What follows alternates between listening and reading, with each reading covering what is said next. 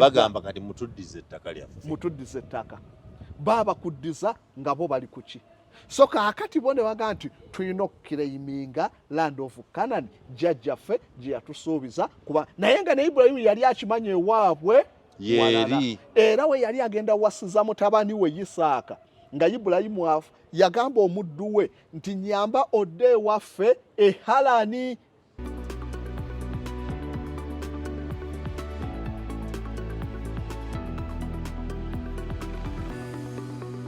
Alright, nkwaniza ku SML News Yugi oliyo cyane munaffe omulabi wa omulutimbe lwaffe abawandiika obubaka obw'enjawulo beebaziza nnyo nnyini ddala muliyo mutyano bannange mwebala emirimu gye mukola mwebala okwagala eggwanga lyaffe. Uganda tugirimu ddala ne gavumenti ya the Republic of Uganda etambuza emirimu gyaffe naffe tukola banaffe aba Eben Gardens and Eben's Restaurant abo bolaba be bali ku mutimbagano kuno okutuweereza kutusa ku programu zaffe zino ku YouTube kwetuli ne ku TikTok kwetuli wonna osobola okutulaba era okutugoberera gendayo nabadde mbalaba nga muweereza obubaka ku TikTok yaffe eri SML News Yugi ne YouTube channel yaffe eri SML News Yugi kyokka bw'oba ogobera nze Simon Muyanga Lutaaya kintu kyangu nnyo wandika nti Simon Muyanga Lutaaya osanga nga bawandise nga tebataddeko nti kiba kitundu kyange era oyo waba siyenze. Kale mwebalire ddala programu yaffe olwaleero on the sidelines ne mukwano gwammwe Kasozi Samuel philosopher ng'atemaatema mu nsonga ezo z'atemaatemamu. Ku TikTok wali ojja kuba omunyumirwa mugoberere ate ne ku mutu gwaffe ogwa Kasozi Samuel philosopher era content waffe ojja kuba omusangayo goberera wandiika obubaka bwo. Bonna batandika sabbiiti eno ejja tugenda kusoma obubaka bwammwe bwonna njagala kubuwandiika mbusomere Kasozi awule feedback yammwe naddala y'abo batakkaanya naye balinga abasinga obungi balungi abo batuyamba okwongerera ddala okuttaanya ensonga abatakkaanya kuba oli ayinza obutakkaanya naawe olw'okuba akantu mwakakoonyeeko katono nga tewakamazeeyo so bwaweereza ensonga musobola okukkaanyisa olwekyo oba butuyambira ddala okwo. Nadde ndaba bangi abasiima olaba toyanziza Kasozi musajja mutuufu biki bwe mutakkaanyiza naye waliwo omusajja yagambye wali ku kalinaga nti oba mwagala oba temwagala tulina okusabira Isirayiri nenga nti Kasozi oyo muyiseemwe ekikulu ensonga agiwulidde nti basaba ku bwabwe tekibakakatako okusabira Isirayiri. Wali olusomyeko olunyiriri olwo ngani musabirenga Isirayiri terwagamba kusabira Isirayiri alo teruliimu lwagamba kusabira Yerusaalemi ne Isirayiri byanjawulo. Olunyiriri lugamba nti musabirenga mu Zabbuli 122 yegamba musabirenga Isirayiri n'emirembe eri abo abali mu bigo bya Yerusaalemi n'emirembe eri abo abali mu bigo bya Yerusaalemi. Isirayiri tebeerangako kigo. Omanye ekisenge ekisobola okwetoola Isirayiri bwe kyali enkanye. So okusabira Yerusaalemi lwaki bagamba kusabira Yerusaalemi? Lwaki bagamba kusabira Yerusaalemi? We bawandiikira Zabbuli eyo baali bali mu busibe e Babulooni.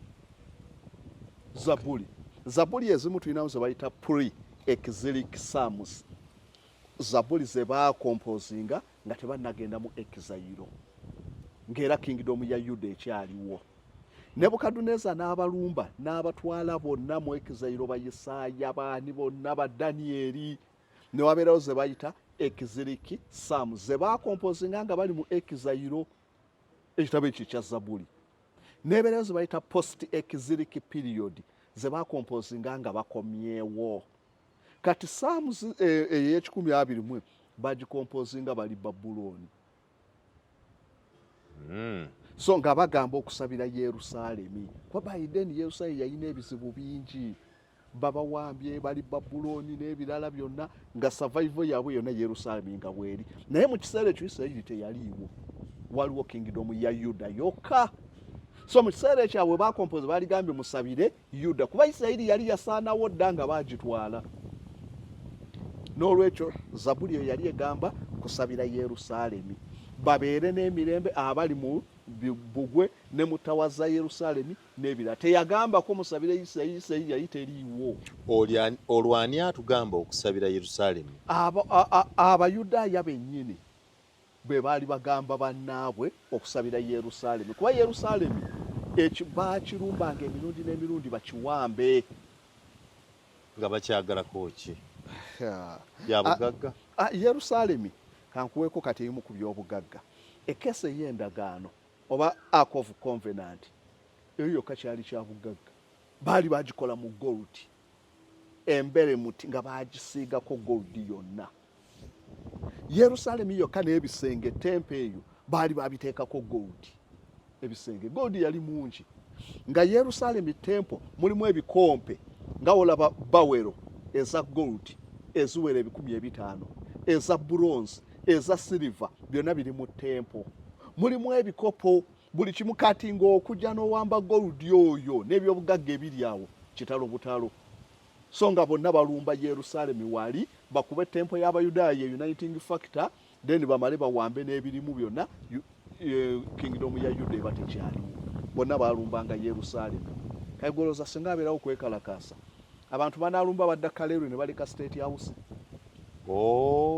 Kyotegeeza yes waliwo badduka bali awali omugaso kati bavanga eri bonna bajja okuwamba baagala Yerusalemi ne wala yonna teri kiri kubanga State House ne bodduka ne era buli kyokwatako kyonna kiba ne bwokwata okwasa olupapula weesanga lwa mugaso. Kati nalaba fooko yaayo eriko ne fulaga y'eggwanga okumanya ababbi waliwo oli yagibba namusanga eye Nakasero fooko eriko fulaga y'eggwanga wuma omwana mubbi yagibba njirina eri nakiraba fooko eye Nakasero wuma ya State House Nakasero eriko fulaga y'eggwanga wali wagirina shigosaga n'abaana ngaga yagifuna ate yagibbayo alina kugibbayo ate oyinza ogisabaani yagibba ye Nakasero baziwandiika nako ziriko fulaga y'eggwanga bulungi kala kayero yo eriko fulaga wuma erina weeri omanyiiwo abaana gwe baziyiiya so kakati newobuuka n'eyo osobola okutiisa omuntu nti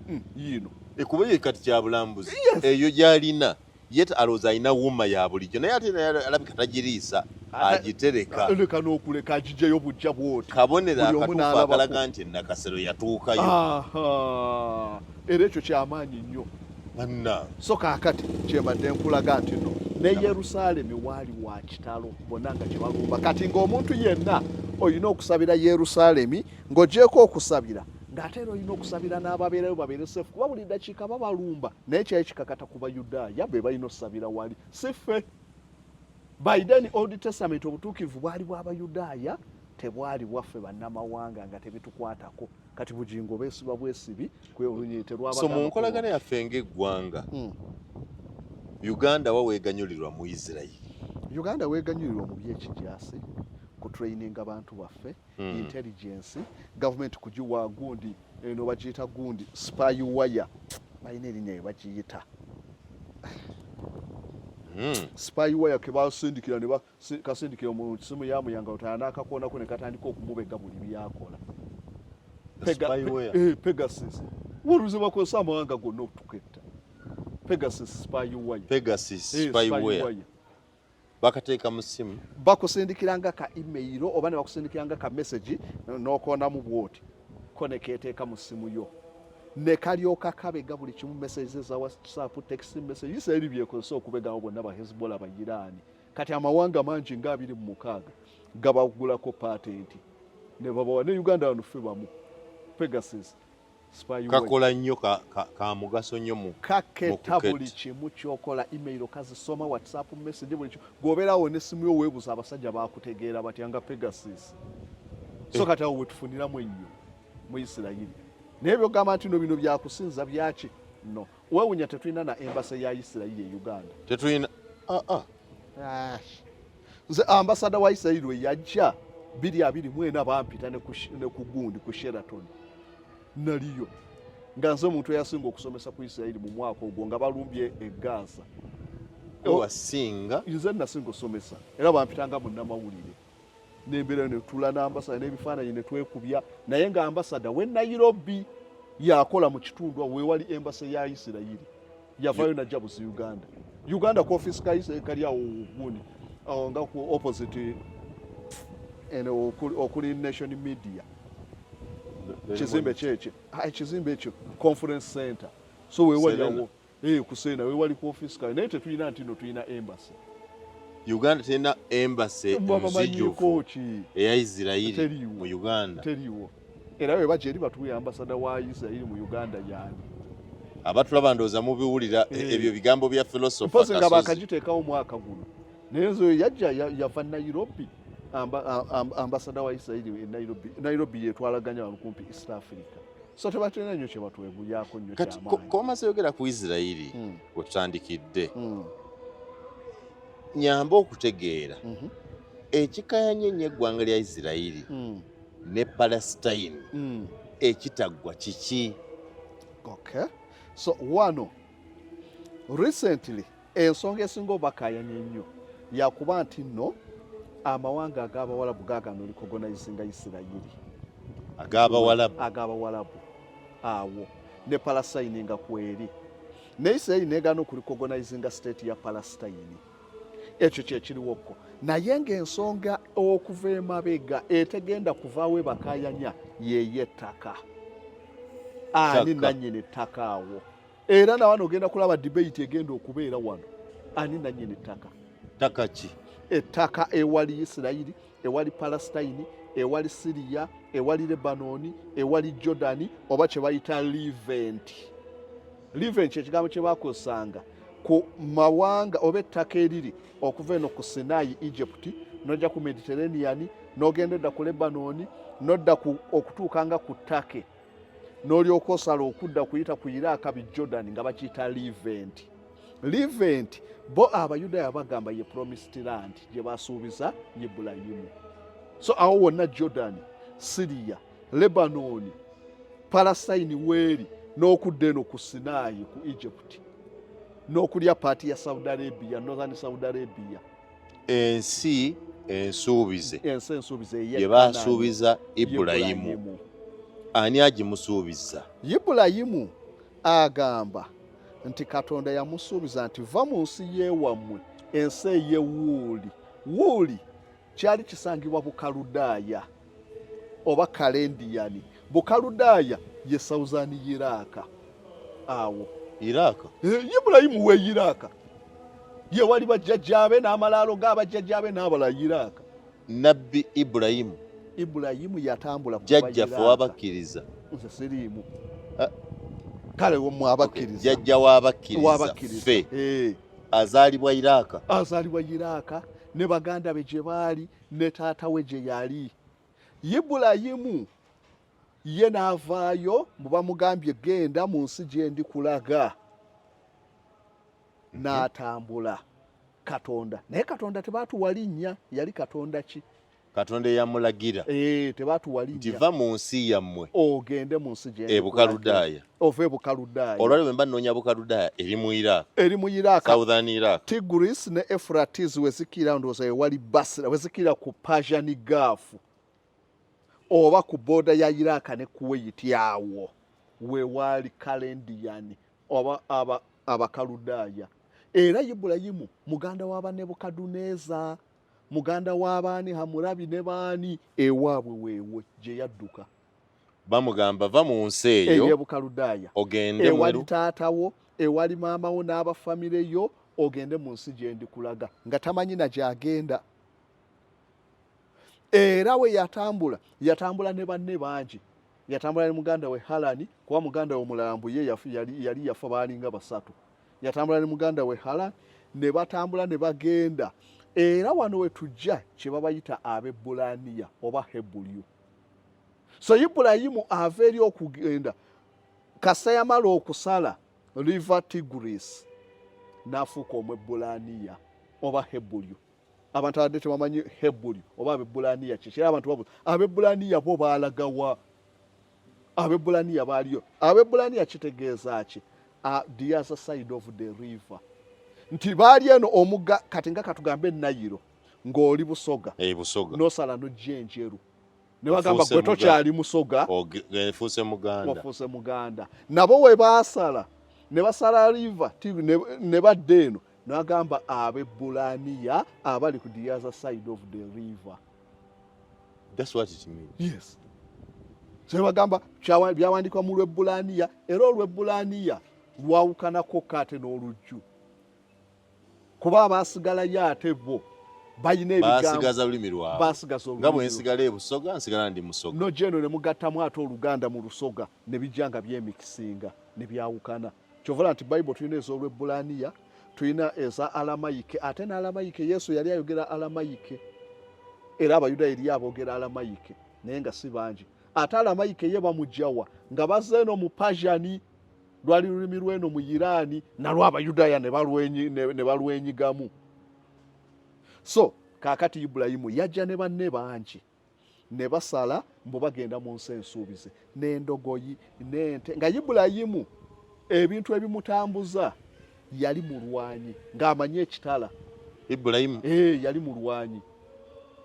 So we yajjanga mu kkubo we basanga nga resistance ng'okulwana balwana era batambulira emyaka nga 3 okutuuka e Kanani okuba okutuuka kati awo wali Isirayiri basooka ne bagenda waggulu olwava mu omanyi abantu kakati olaba okuva e Iraq woyita mu Saudi Arabia waba kumpi okutuuka e Isirayiri naye tewaalingawo makubo nga ddungu jerere mulimu ebisolo temuli wojja kunywera mazzi n'embalaasizo temuli wojja kugula mmere kati nga tebalina kuyitawo nga balina kwetoola waggulu bagende ku Ttaka ewali amakubo ag'abasuubuzi gye baayitanga nga kati sawa onogamba nti oyagala kugenda wa Jinja tojja kugamba kootememu wano kale naate wanola kibuga wabula ojja kuyita eiza mu Kalagi ogende Mukono odde wali gundi odde oba oyite enkokonjerwe n'abakafeero wera ofulume ku Nairo olyokoyingire Busoga tojja kuyita watali makubo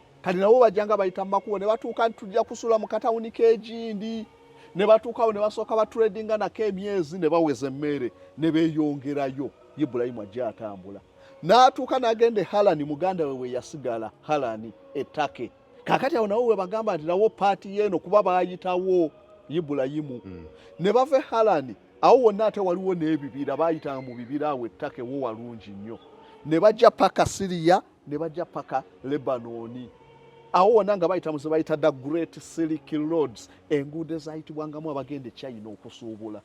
Ate China yaliwo dda ninga China mu Bible teriyo ate Yesu abaawandika Bible baagimanya amagezi gaabwe gali limited mu katundu awo kyovola Katonda waabwe yali limited mu katundu awo gwe weewuunye bagamba amataba ga Nuuwa gaasanyaawo ensi yonna tino eryato oluvannyuma lw'amataba lyasetolinga ku lusozi olusinga obuwanvu Alalati yesinga obuwanvu mu nsi eyina meters nga 1500 esingako ku lw'enzooli Everest eri mu 848 eryato singa ddala amataba gaali gamazeewo ensi lyalisoose simba ku lusozi so Alalati bolo erwali lusinga obuwanvu lwe baali balabaawo mu kaseera ako naye mu nsituka nti olusozi olusinga obuwanvu Everest eruddawa China, Nepal, India 848 akonkagi mu Argentina zi ande ziri mu kasanvu naye eryato ne ligiranga eyo yesinga baali limited mu katundu awo kyovola tebayogerako ku Australia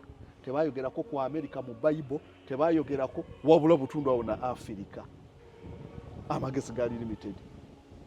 So kakati abasuubuzi bo baalinga ye China nga bagenda kuba Abakanani baali basuubuzi nga baasuubula dda n'amawanga ago India China basoobolayo ebirungo spices engoye za siliki n'ebirala bingi obuloosa so ntwala ku Ttaka lye bakaayanira onzija eno Ibulayimu ajja ku Ttaka wenjala okutegeraawo nga geographer sagala kugendayo nga munnaddiini tugendayo nga geographer Ettaka eryo lye balwanira kuba olutalo lwa Palastine ne Isirayiri buli kiseera looza Ttaka kyekisinga obukulu Ttaka omutuutaka lyani kaakati Ettaka eryo abantu abaasookawo waliwo bagundi erinnya ndyerabidde ba Gazaras oba ba Hunter Gazaras nga olaba nti mu Africa mwasookamu bano ba Pygmies n'abaki abampi ne South Africa n'esookayo bakoyisaani be baaliwo awo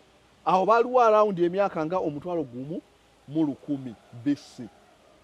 Era ogenda excavations bakola basanga nnyo ebiraga nti waaliwo abantu era woobalaba baalinga baddugavu nga bakolako reconstruction ku buwanga bwe basangawo nga bafaanana Lakedubbe nga obalaba n'ekiviiri nga Lakedubbe baali baddugavu be baasooka awo. Kaakati ne wajja weevu z'abamigrants nga bava mu Caucasus ye wali Bulakasi, Armenia, ani awo ne waggulu wa Irani ne Iraka. Abasinga bonna bajjanga awo. Kaakati ne zireeta Abakanani be baasookawo. Abakanani bakita catch all nga olaba bantu wano ti bantu mwe muli Abaganda, Abasoga, Ababemba, abaani mu bitundu ebyenjawulo kati n'Abakanani be baasookawo awo. Abakanani nga mwe muli Bafonician be baasooka e Lebanon, mwe muli ba Hittite, mwe muli Abamowabu, mwe muli ba Edom oba Edomites, mwe muli ba Nabatian people be baavaamu Abawalabu. Abo nabo bagatta ne bayita Bakanani. Lwaki? Nti baava wodda ku Bayibo. Nowa yazaala abaana basatu. Nowa yazaala Kaamu, Seemu ne Yafesi. Kaamu ye yali omuto okusinziira ku narration ya Bayibo. Kaamu oyo Nowa yagenda n'ayiisa omwenge ng'amata bagawedde. Yasimba emizabbibu n'ayiisa omwenge. Bw'ayiisa omwenge n'agunywa n'atamiira n'engoye ne zigwa ng'ali mu katenti. Kano akaana ka Kaamu akasembayo olw'obuto ne kamulaba ne kamusekerera. Bano ababiri Seemu ne Yafesi mbu ne bajja ne bamubikkako. Bwe yadda engulu n'amanya we neewuunyiza Katonda wa Isirayiri naye alya Nifeya. Kaamu ke kalingiza kitaawe ate nga kato yalabye omuntu ali obwereere ne kaseka. Ate Nuuwa we yadda engulu teyakolimira Kaamu, yakolimira muzzukulu we Kanani. Kasozi. So Kaamu ye yali omuto naye siga nti no yali muto nga buno obwana obutategeera. Yali mukulu. Naye ng'akyali muvubuka. N'alaba obwere bwa kitaawe. Naye nga baali bawasiza n'abakyala amatabanga kuba bayingira mu lyato bonna nga balina abakyala. Naye ono Kaamu ye muto. Kaamu we yalaba ye yaseka busesi. Bali abalaba babiri bo ne babikka kitaawe. Kitaawe olwadde engulu yakolimira Kanani omwana wa Kaamu. Si Kaamu yennyini. Kakati bye biki ebyo? Yakolimira Kanani, okolimirwe Kanani omwana wa Kaakati Kanani ye yavaamu okusinziira ku Bayibuli bwe batunnyonnyola ye yavaamu abantu abasinga awo aba Middle East abo naddala particularly b'enkula z'aba Edom n'abaki bonna baava mu Kaamu. Kuba Kaamu yazaala abaana baali bangiko, yazaala Kanani n'azaala Puuti ye Libiya, abantu abaali mu Libiya nti bonna baawo, n'azaala Mizulayimu Egypt n'abo nabo baana ba Kanani, n'azaala Kuusi Sudaani baana ba so kaakati abo nti bwe bava mu Kanani ye yakolimirwa. Aga amawanga gaava mu Kanani. Nowa gwe yakolimira. Mutabani wa Kaamu naye muzzukulu wa Nowa. Awo kitegeera bulungi. Kati mwe muvaawo bonna n'Abafirisuuti n'Abakyovola kye bakozesa okubayigganya nti mwe mwakolimirwa naffe abaddugavu. Kuba abaddugavu ate migration esinga zaavanga mu North Africa ne zidda mu West Africa ne zidda. Tolaba nti Banilotics baava Sudan ye yali Kush Kingdom. Ojolabe Bahamites nabo bavaawo. Babantu baavaawo ne badda mu West Africa ne bava mu West Africa ne bajja eno. So kakati yagamba migration zonna nti wezaava okusinza ku narration eno. Kakati awo baka. Kakati Kanani bo baasigala awo mu Middle East awo oba Levant Abayudaaya kye baagala. Era Abakanani baali awo kumpi okuvanga mu 210 BC nga we bali awo. Nga waliwo ba Edom, waliwo ba Moab, waliwo ba Nabatiani, Abafirisuuti n'abaki bonna nga bali awo. Bonna baana ba Kanani, bazzukulu ba Kanani, kyeva bagiyita land of Kanani. Kati Ibulayimu gy'agamba Katonda gye yamugamba naye we yali avaayo teyamugamba nsi ki woogenda. Yatambula butambuzi paka lwe yamulaga. Nti genda mu nsi gye ndikuwa. Tamanyi oba nsi ki kuba singa ali yamuwa twaligambye yavaayo bamuwadde wano. Ttaka wonna waaliwo. Lwaki teyagenda Ttaka? Wabula biri ebitundu byali mu society ennwanyi ez'amaanyi nga toyinza kwesenzaayo. So najja ne bamuwa Kanani. Najja Kanani. Bw'atuuka e Kanani Ibulayimu yabeerawo ebbanga nga takayanidde ettaka era Ibulayimu teyakayanirako ku ttaka lyawo ne Isaaka teyali kayanirako ne Yakobo wabula baana baabwe be baakayana nga sawo onoova ebusoga n'ojja n'osenga emukono gwe n'ofamire mb'obaddeyo n'ab'emukono nga bemanyira wano si wammwe ewammwe yiiri n'ozaala n'abaana bo nabo tebaakayana abazzukulu bo ne bamala ne bagamba lino ettaka lyaffe baalisuubiza jjajjaffe jjajjammwe yali kayanirako jjajja takayanye kaakati abatabani tebakayanye bajja kulowooza nti no bino olwaleero kambasomereko ku Bayibuli nabo batuyambemukko tutunuulire obugendo tuluŋŋamyako akatono ku kintu kino saagala bakayane nnyo nti aggwe Kasozi oliwo okutwogera njagala so njagala obeera n'ebyoyogera bennyini abala be baabiwandiika si bya mutwe gwe si bya mutwe nange bye mbasomera nze nengattako history kaakati tugenda kusoma mu Genesis 23 Genesis 23 apu ya Bayibuli yange oba gwoba otusomera sigirina togirina kale nze ngirinako wano naye bwe mba ngenze mugundi Genesis 23 yes Genesis ekitabo eky'olubereberye kyekitegeeza eky'olubereberye naye ate nga mu y'Abayudaaya teriyo Genesis kikyotegeeza mu Bayibuli y'Abayudaaya ate wati teri Genesis Abayudaaya balina Bayibuli endala etali eno yaffe balina endala eyaabwe biri muno naye muno baabikyusa bulala tugamba Genesis mmeka 23 gye mba nsoma gy'oba otusomera awo tugende waliwo byenjagala abantu nga naye Ibulayimu naye akkiriza nti ensi y'ewaabwe yeeri Genesis 23 Genesis 23 onaga nti details the death of Sarah at the age of 127 and Abraham's purchase of the cave of Machpelah to bury her. Okay. Onanyonyola bunyonyozi tasoma anyonyola ekiriwo naye kaakati nze kambasomereko wano ebitono olw'okuba bingi sijja kusoma nti Sarah lived to be 127 years old emyaka 127 Abraham Sarah ye muka Ibrahim yes Sarah wano naafa awamu sijja kusomawo then olwokusatu then Abraham rose from beside his dead wife and spoke to the Hittites he said n'ayogera ku Bahititi Abahititi be baki be bamu ku Bakanani abaali awo kubanga gambe Kanani tebaali ggwanga limu naye gwali omugattiko gw'amawanga gw'abantu aba mu nsi ez'enjawulo okutuula awo be batwalanga Abakanani kaakati wano Ibulayimu yasenga ng'ekitundu ekyo kirimu Abahititi be baali awo ng'ewalala eriyo Abamowaabu eriyo Abe-Edomu nga sawa onoova eno gyesenga ekayunga ewali Abanyala ngende walala waliyo Abaganda eri waliyo Abakooki eri wali naye osenze mu Banyala kaakati wano mukazi wa Ibulayimu afudde Ibulayimu najayogera ne Abahititi yabagamba ki he said I am an alien and a stranger among you ani yalina nyini ttaka oyo Ibulayimu yayogera nti ndi mugwira era ndi musenze mummwe ani yalina nyini ttaka abasi Ibulayimu kubanga ayogedde n'akamwa sijja kukyogera bajja gamba mbawalana anti bwe ŋŋamba Abanyala nze siri munyala ndi mugwira ekayunga era omugenyi mummwe mba siri nanyini bali be baba bannanyini kati nga tunagenda baani bannanyini bitundu ebyo Ibulayimu akyekiririza ye nti awo si waabwe mugenyi n'amala n'abagamba among you sell me some property for a burial site here so I can bury my dead bamuguse munguzeeyo akafo ettaka wano nsobole okuziikamu abafu bange nannyini ttaka agula kati ani nannyini ttaka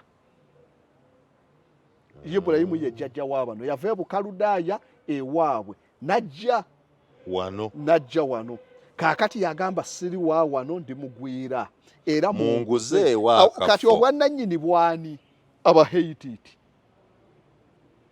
Ibulayimu si Muhititi naye ali mu Bahititi ayogera nabo abagamba munguze Abahititi. Wagambye Abahititi bava mu nsi ki? Abahititi be Bakanani.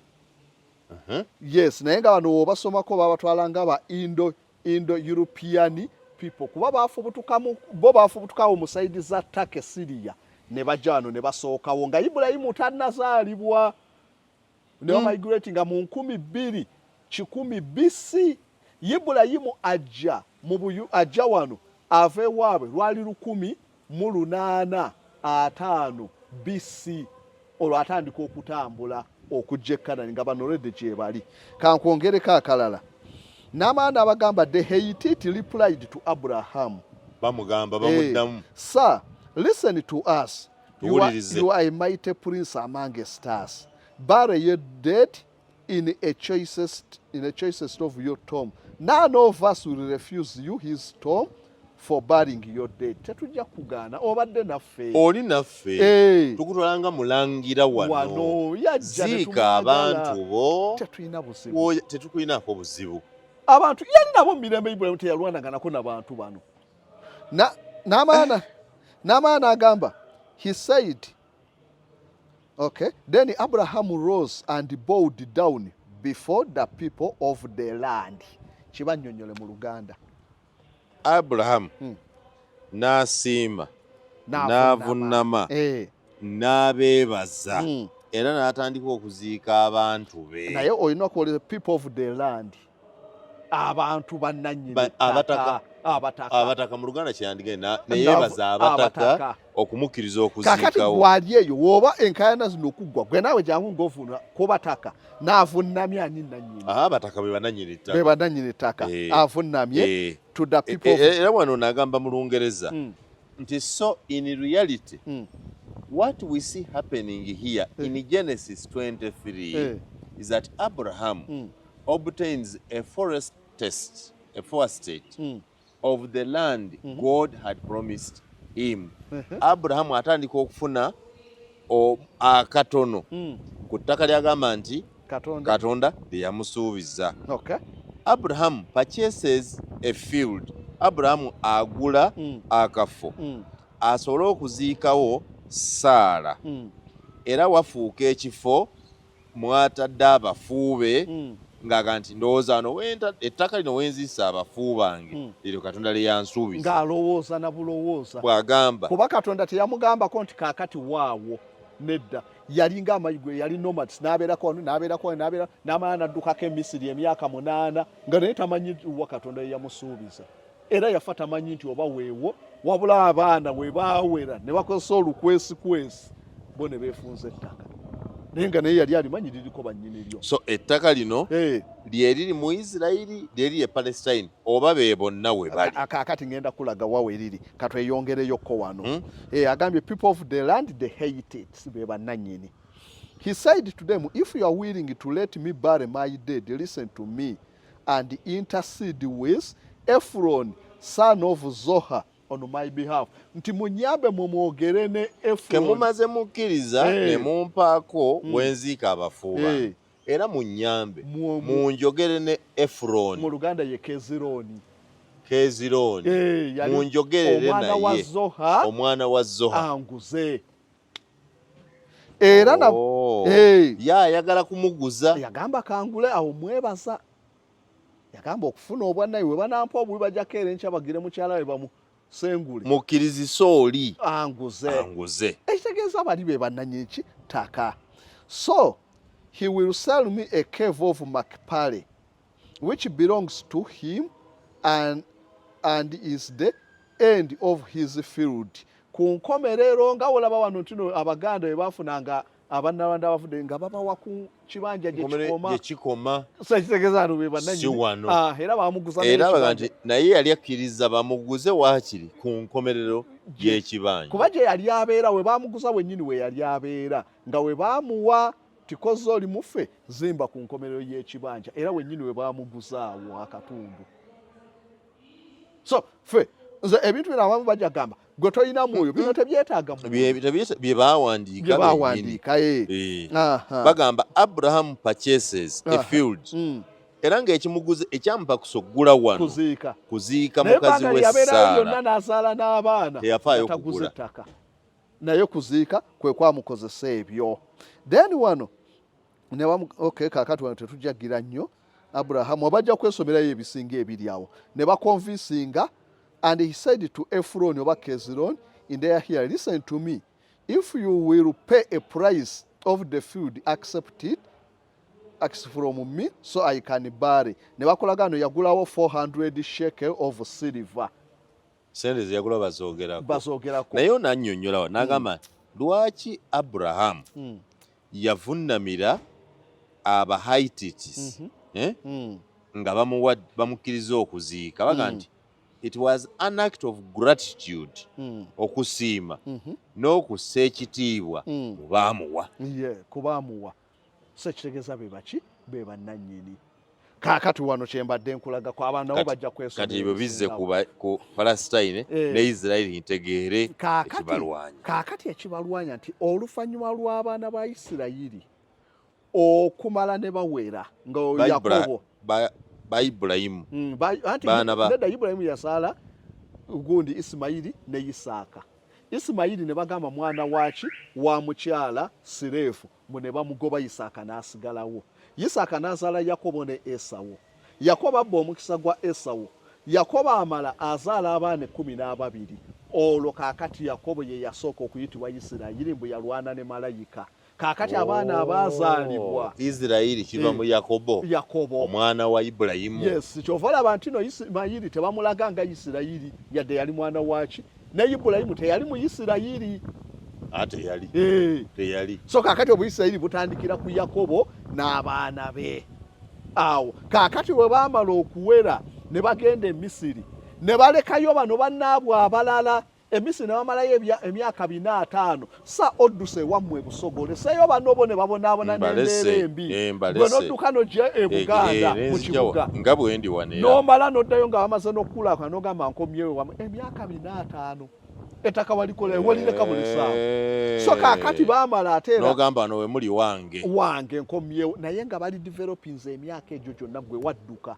Ekitegeeza obeera nga absent land road kaakati ekikomyawo nga bali bamaze be bali oli baganda bannannyiniza k'ebunyolo abaalirekedda bagamba kati mutuddize ettaka lyaffe baabakuddiza nga bo bali kuki. So kaakati bo ne baga nti tulina okukiraiminga land of Canaan jjajjaffe gye yatusuubiza kuba naye nga ne Ibulayimu yali akimanya ewaabwe yeri era we yali agenda wasiza mutabani we Isaaka nga Ibulayimu yagamba omuddu we nti nyamba odde ewaffe Harani eri ku ttake. Ate ng'era nayo si yewaabwe baganda be abamu be yajja nabo bo baasigalira ettake ne batajja naye. Kaakati yamusindika mu baganda abaasigalira ettake agenda amuwasiza omukyala Rebeka. So onnyonnyodde awava Isirayiri. Yes. Kati ate Palastine ate bo baava mu mwana muzzukulu omu owa Kanani baali bamuyita Filisita yeyavaamu Abafirisuuti naye obuzibu bwabwe bwe bagira nti lwaki tetubalaba nnyo wano bo baasenga era bakulaga abamu ku ba immigrants abayingira mu Kanani ne bayingira bana Abahititi n'abala mwe mwali n'Abafirisuuti. Abafirisuuti baasenga ku bizinga eby'omu Mediterranean bo gye baali. Kaakati olw'abantu abajja nga babayingirira entale zaaliyo ne badduka ne badda eno nabo kwe kujaawo e Gaza naye nga nabo tebaaliwo wabula nga baazaalibwa awo. Kaakati Abayisirayiri bagenda okujja nga Abafirisuuti weebali ne bagenda e Misiri, Abafirisuuti weebali ne bakomawo ne balyoka batandika olwanagana nabo baagala okuwamba ettaka erya jjajjaabwe naye nga lyali ly'Abahititi. Ibulayimu baamusuubiza busuubiza nti genda mu nsi bweti naye ne yamusuubiza Katonda yali wa Ibulayimu nabana Abahititi balina bakatonda baabwe. Salwaki gwe Katonda we w'obusoga yakusuubiza nti genda owambe ettaka lyawa ne Bukoto nzaali wano n'atambagulizaako nti nsindise omuntu. Tukakasa nti Katonda yakusindise. Oyina Katonda wo nze simukkiriza nange nina abange lwaki ngamba owuwo nti yandoosezza nje ntwale ewuwo. Kankikuddize mu sense ennyangu Bujingo ye munnaddiini ennyo alwanira Isirayiri. Kasozi ndi we Nakasongola nina balubaale bange ne baŋŋamba nti kaakati tukuwadde genda Kananirandi eri mu kikoni tugikuwadde bujinga nzikiriza n'engitwala igwovo eri nga yagimuwa yalina katonda we naye nze owange yaŋŋambye genda otwale ya bujingo anzikiriza waba akisobola katonda we yamuwa omukisa naga nti nkuwadde Kanani mu kibuga wakati Makerere mu kikoni kakati nze naawe nakasongola nti nkuwadde wali omanye otawolwa baabana ba bujingo tebanfiirako nenzija nendiwamba kakati n'Abayisirayiri baava eri ewaabwe bwe bamusuubiza genda owambe eri abali gwe katonda wakusuubiza nene ate tulina katonda waffe lwaki owoogo oyagala Kasozi nga tumaliriza ebyo nga ndabanga ebyedde nnyo nakati bye bikyabalwanya nti bali bamanyi waabwe naye baabagobayo oluvannyuma ezadde ya Roman Empire kakati kwekudda ne bagizaawo wali we baali Isirayiri kyokola bagiteeka mu Palastine bakyabirowooza ebyo mu bwongo bwabwe ate ki ekibagezesa okuwamba byonna ne Yerusaalemi kuzaawo tempo kuba we wali ne tempo nga naye ne tempo eyo David yagiwamba kuba Yebusi oba Jebusites era nabo baali baawo Yerusaalemi awo waliwo aba Jebusites kabaka David yawambawo nakakakati ngenda okuteeka tempo ya Katonda nga kabaka Daudi yawamba kuba yawambawo azimbewo we yamala okuwamba Kasozi ne kamunyumira nakakakati kanzimbe wano yeekaalu ya Katonda n'amugaana Solomoni n'amaana agizimba ng'amaze kuba Bayebusi ozomaze okuba abakooki nakakakati tempo kanjiteeka era kaayi so bali baaliwo bannannyini Isirayiri bajja buzirwa promise buli omu ayina promise we bakuloosa kye bakulooseza otwala kitwale bwe banandoosa nti no genda otwale SMR media nga naawondekanga ntwala fenna tutandike kweroosa katonda nze yagimpa katonda era omulina SMR yes ate nange amaze oweewange andooseza genda otwale nedda tekikiriza kakati no ye Isirayiri awo wenkomye bwe tumaliriza olwaleero nze Simon Muyanga Lutaaya.